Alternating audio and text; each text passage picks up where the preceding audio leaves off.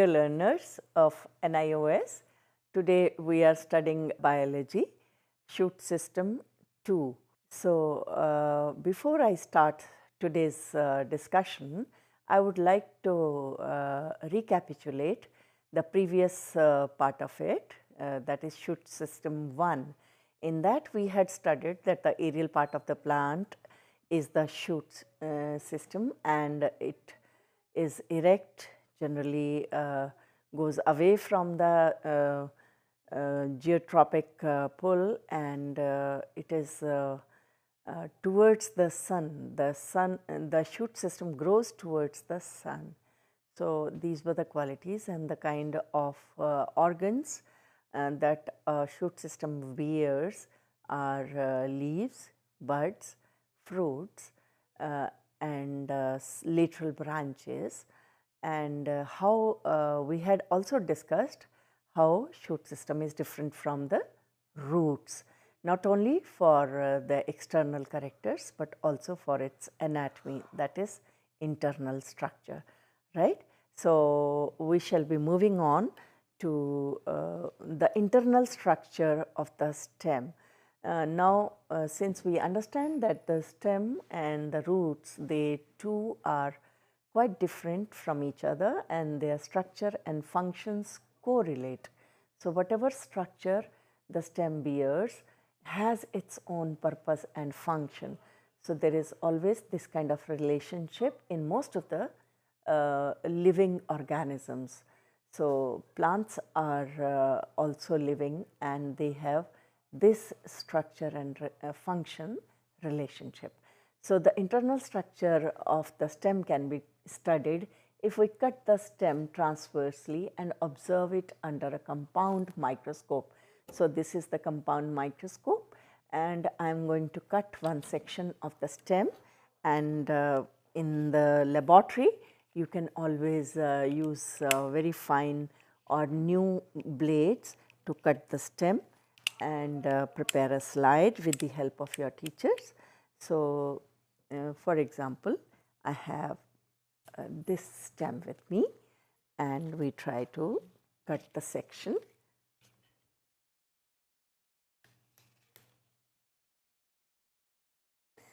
See, this woody character is because of the secondary growth in the plants. Secondary growth we will discuss later, and now you see the precision, the fineness of the knife, which helps me to cut a very thin slice of the stem, and we try to observe it under the microscope, and the structure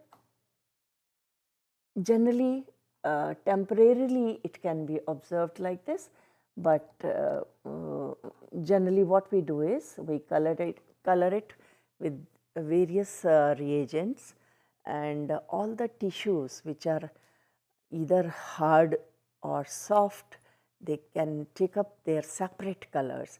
That is how the all the cells, they take up different colors of stains, and under the microscope we try to observe.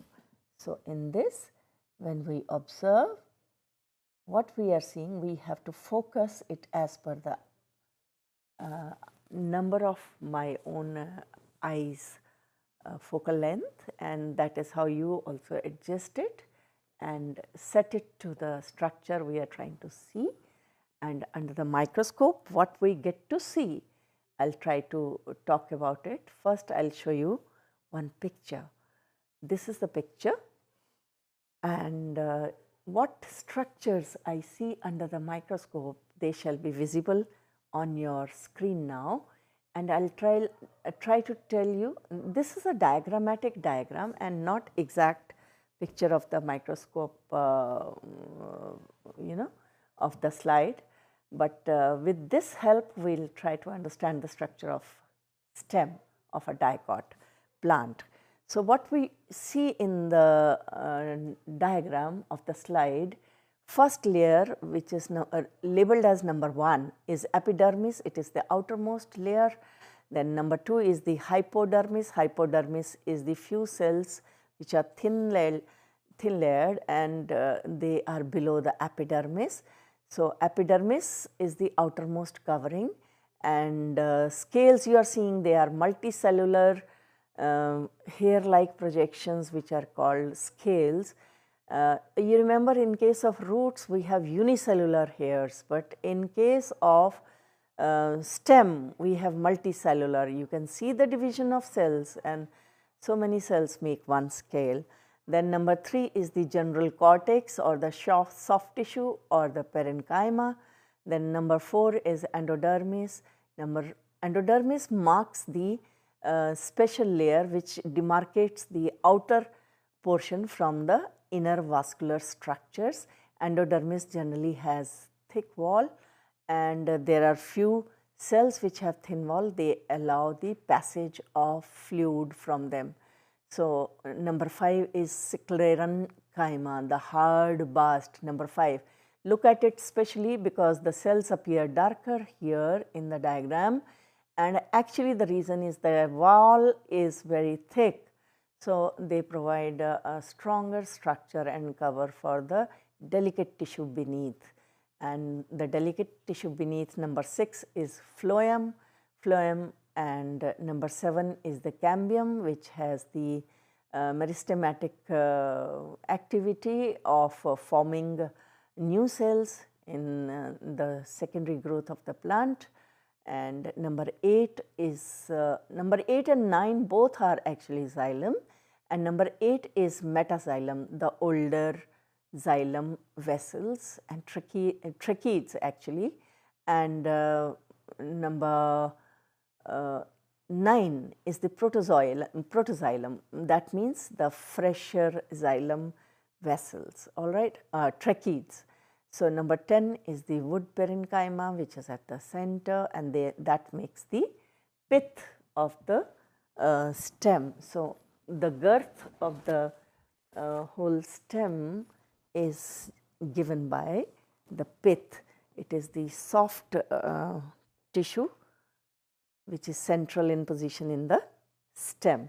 So, I would like to show you one specimen here. If you focus on this and if you try to see the natural presence of, this is the cortex on the periphery, the dark green which you get to see on the periphery is the epidermis, and this is the central pith, all right, and here is the xylem and phloem. So, when I cut the section, I cut it transversely. If I cut a long section like this, then I call it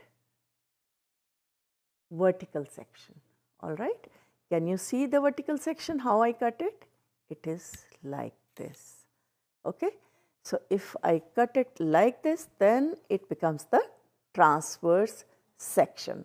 So, right now the diagram that you are seeing is the transverse section of the stem, okay. So, this is how we understand the internal structure of the stem. Most of the dicot plants, they have this kind of structure. Now, we talk about medullary rays, which is the narrow margin of parenchymatous cells between the vascular bundles. If I go back to the same slide, do you see that there are two bundles, and in between there is a layer of normal cells, and that normal parenchymatous cells, they are separating the two bundles.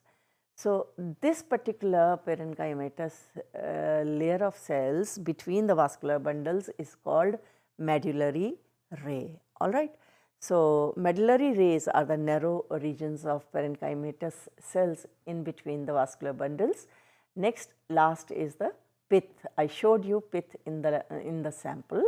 So, the central parenchymatous zone with the intercellular spaces, they are loosely packed cells, they are not hard packed cells, right.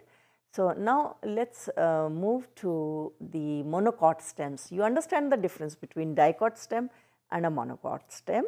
So, earlier we discussed about the dicot stems, now we are going to talk about monocot stems. Monocots are represented by family Gramineae, generally grass family, and the representative samples that you understand, the examples are wheat, maize, garden grass, etc. So, their stem structure is quite different from the dicot stems. Generally, we see that monocots are short-lived plants. They grow for a season, give off their seeds or their product, and they die off. But dicots are the plants who live longer, and they have to undergo secondary growth in the stem, so that stem grows in girth. Over a period of time, you must have observed that a small plant which you ever planted in the garden has become thicker, thicker, thicker and thicker. So, this is how secondary growth is necessary for the dicot plants, because they have to live longer and for many years together, and they have to be stronger to understand the to withstand the atmospheric or geographical changes. So, this is how main difference in the life of monocots and dicots is, hence it influences the stem structure as well. A transverse section of monocot stem reveals the following structures. So, the outermost is again same epidermis, and in the center is the ground tissue. It is a mass of parenchymatous tissue, and only a few peripheral layers below the epidermis are sclerenchymatous. Now, we must understand the difference between parenchymatous tissue and the sclerenchymatous tissue. Parenchyma is thin-walled and loosely packed tissue. So, it does not provide strength, but sclerenchyma has thick-walled tissues and it provides strength to the stem, and this is called hypodermis. All right. So, vascular bundles in monocots are numerous, scattered in the ground. In case of dicots, if you remember, they were arranged in a circle, right? But in case of monocots, they are scattered under the in the ground tissue.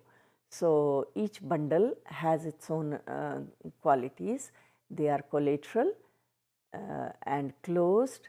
There is no cambium strip between xylem and phloem.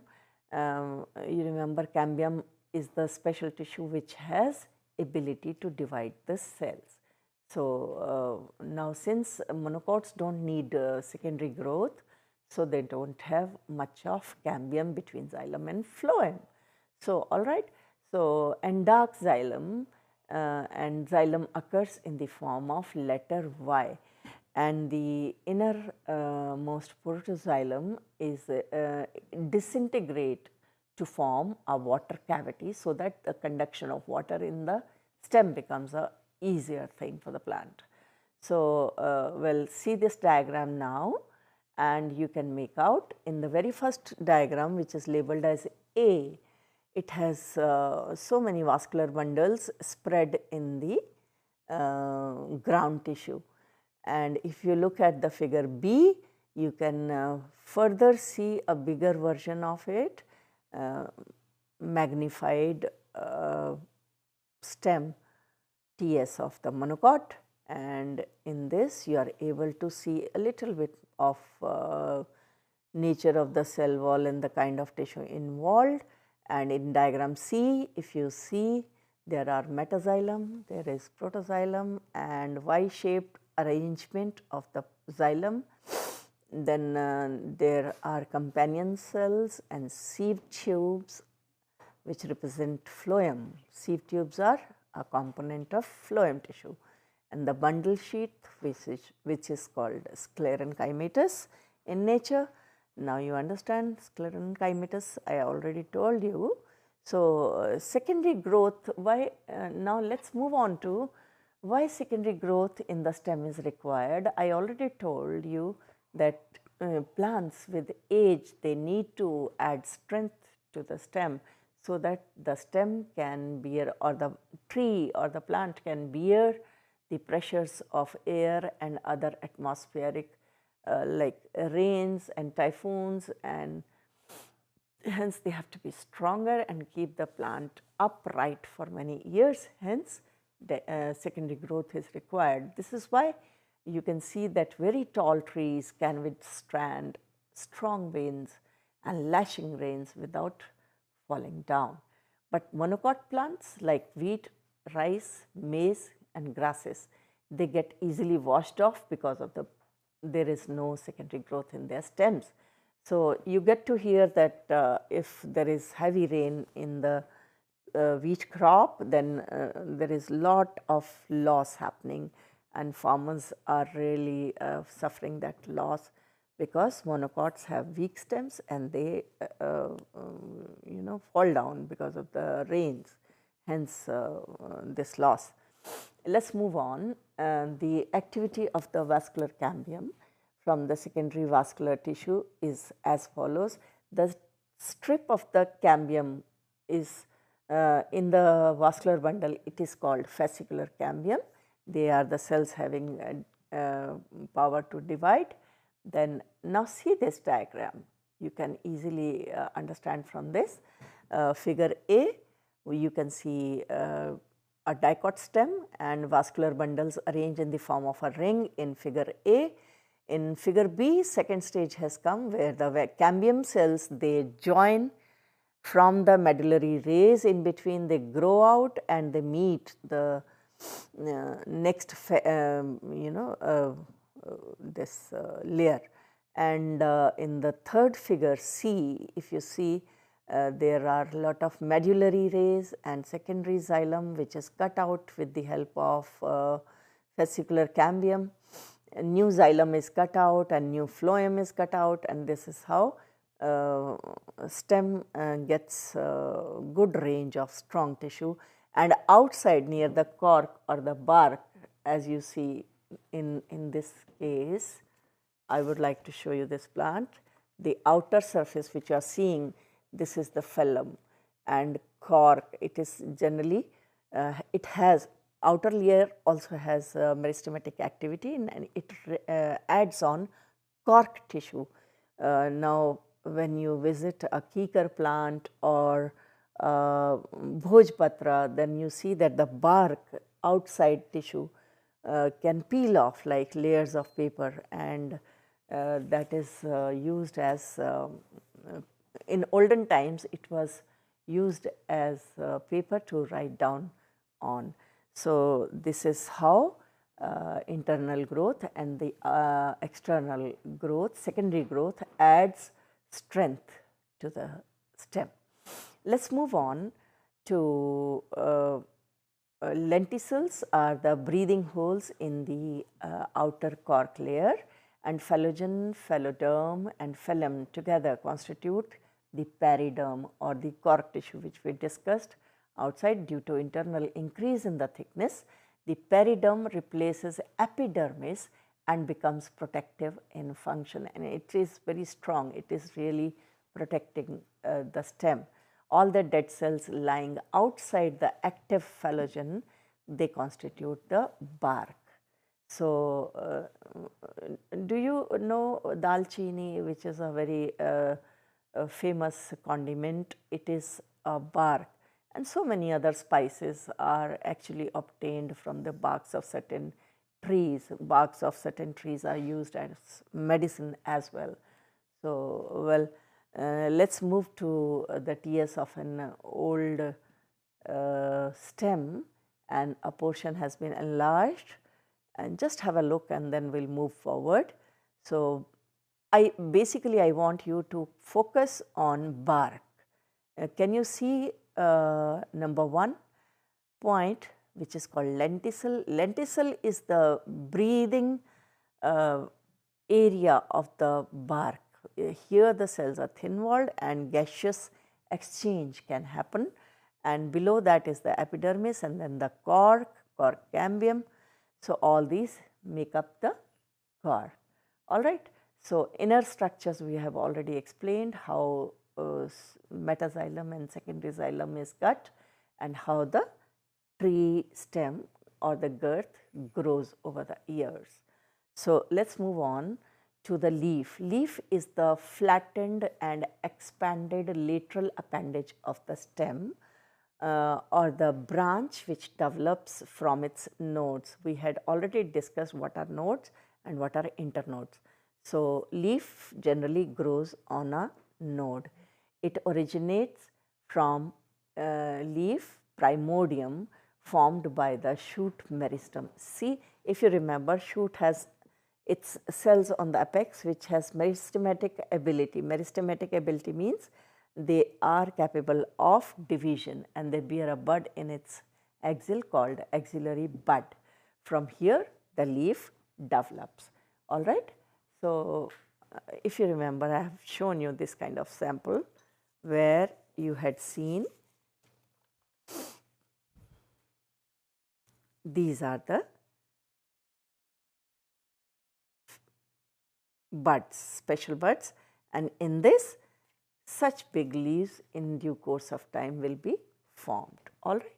So, they can be present in the axil of any leaf or they can be present as a lateral appendage.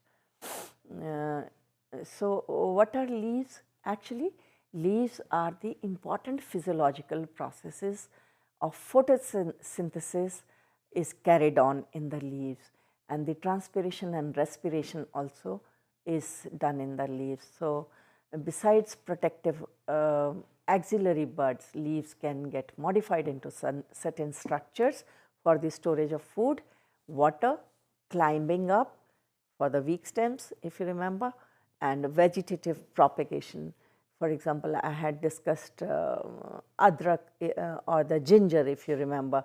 So, if you break one bud of ginger, it can grow into another. So, or even your mint, or which you popularly known as pudina. So, pudina also grows like that. So, this is how vegetative propagation means making of new plants from the old plants is also helped with the help of stem. So, right now we are discussing about leaf, the structure of leaf. Now, this is a leaf, right? Can you see the structure? This is the petiole. With this, it is attached to the stem, all right. So, this is the leaf lamina and this is the stalk, all right.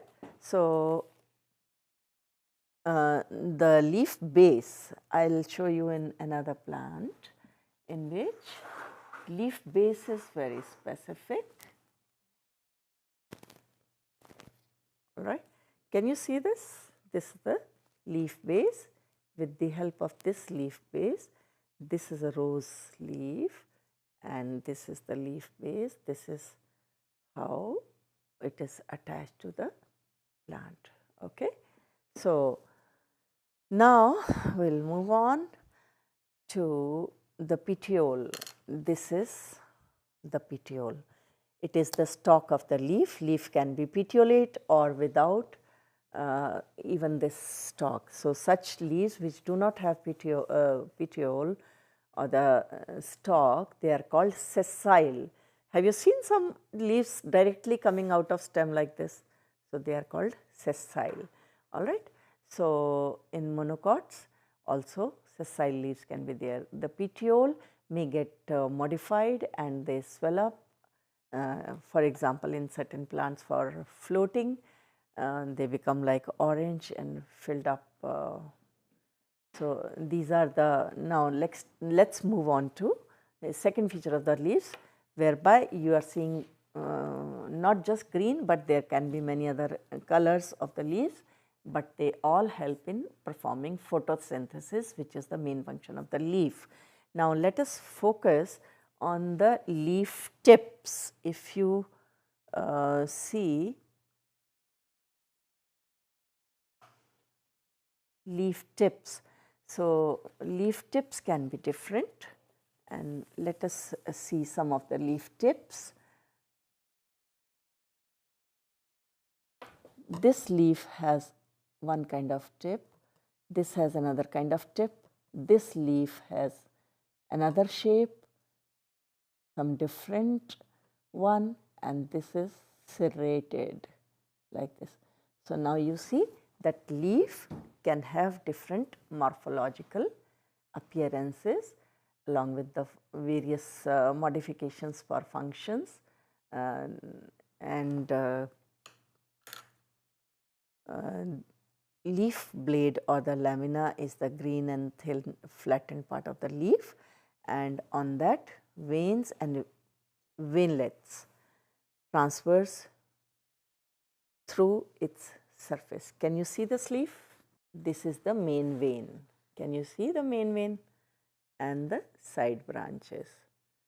So, this is called veins and veinlets. They transfer through the whole surface, and their main function is to keep the leaf in a spread form. Okay. So, this is how function of the leaf is performed, and most prominent vein which run through the base till the apex is called the midrib. Okay. As I had shown you in this. So, this becomes the midrib. Okay. Right. So, let us move on to one summary, and now I hope the internal structure of the leaf we shall discuss in some other lesson, and right now let me quickly summarize to you that all the dicot and monocot stems undergo certain kind of functions, and monocots generally do not have secondary growth, whereas dicots, which have to live for the years and have to grow stronger, they have secondary growth. Secondary growth in the stem has a particular system to follow, certain steps to follow, and this is how wood is formed inside, and the stems are very strong. They withstand rains and thunderous geographical calamities or whatever. So, this is how the leaves which carry the main function is photosynthesis, and the main vein and the veinlets make the part of the leaf lamina. Leaf lamina performs the major function of photosynthesis. So, now we have covered two important functions carried out in the aerial part of the plant. So, thank you so much for your attention, learners. With this we conclude this lesson.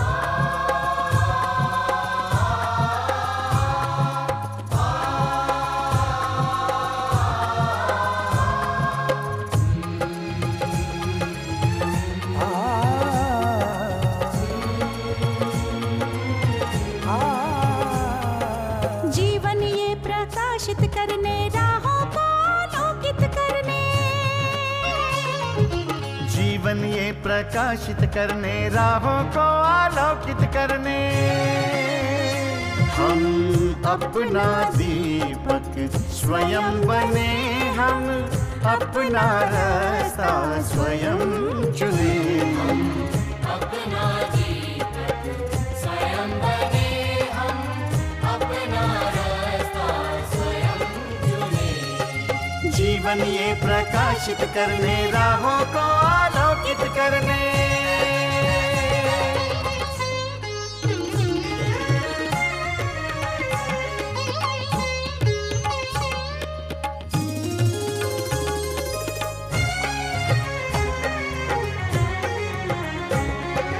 धन साधन समय की सीमा से विद्यालय जो मुक्त हो, धन साधन समय की सीमा से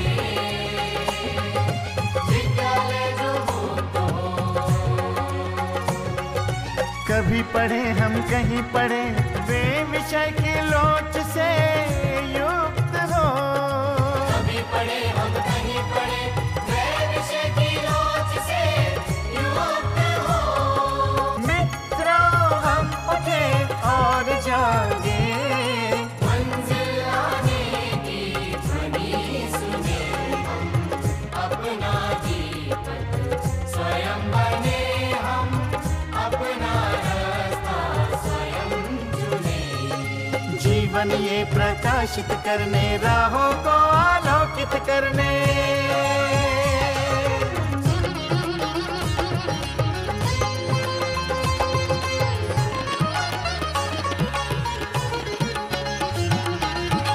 राष्ट्रीय मुक्त विद्यालय का है द्वार खुला सबकी खातिर। शिक्षा परीक्षा का अवसर एक बार ही क्यों मिलता फिर।